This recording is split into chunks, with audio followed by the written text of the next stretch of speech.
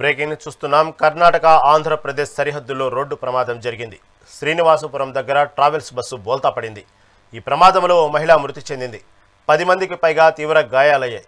కడప నుంచి బెంగళూరుకు వెళ్తున్న క్రమంలో హరిత ట్రావెల్స్ బస్సు డివైడర్ను ఢీకొని బోల్తా పడింది.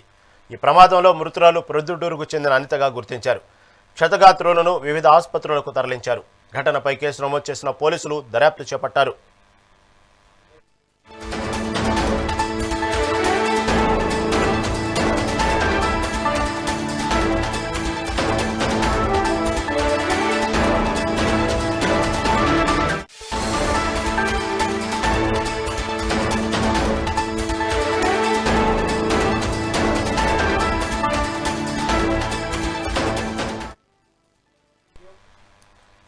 కర్ణాటక ఆంధ్రప్రదేశ్ సరిహద్దుల్లో రోడ్డు ప్రమాదం జరిగింది. శ్రీనివాసపురం దగ్గర ట్రావెల్స్ బస్సు బోల్తా పడింది. ఈ ప్రమాదంలో ఓ మహిళ మృతి చెందింది. 15 మందికి పైగా తీవ్ర గాయాలయ్యాయి. కడప నుంచి బెంగళూరుకు వెళ్తున్న క్రమంలో హరిత ట్రావెల్స్ బస్సు డివైడర్ను ఢీకొని బోల్తా పడింది. ఈ ప్రమాదంలోని మృతురాలు ప్రొద్దుటూరుకు చెందిన అనితగా గుర్తించారు. క్షతగాత్రులను వివిధ ఆసుపత్రులకు తరలించారు. ఘటనపై కేసు నమోదు చేసిన పోలీసులు దర్యాప్తు చేపట్టారు.